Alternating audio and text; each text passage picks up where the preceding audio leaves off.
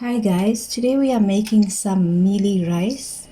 Start off by boiling about half a cup of dal for about 5 minutes. After about 5 minutes, add in the washed mealie rice. I am cooking 2.5 cups. Add enough water, salt to taste, about half a teaspoon of turmeric powder.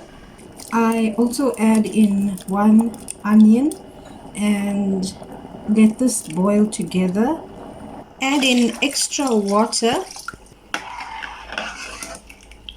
and then stick it into the oven and let it cook for about 45 minutes to an hour, but take it out at about 15-minute intervals and just stir.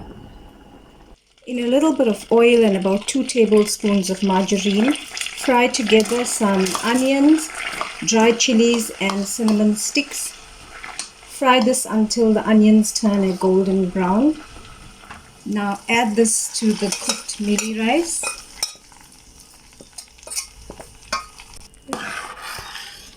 Mix it in and leave it back in the oven for about 5 minutes and then it's ready to serve.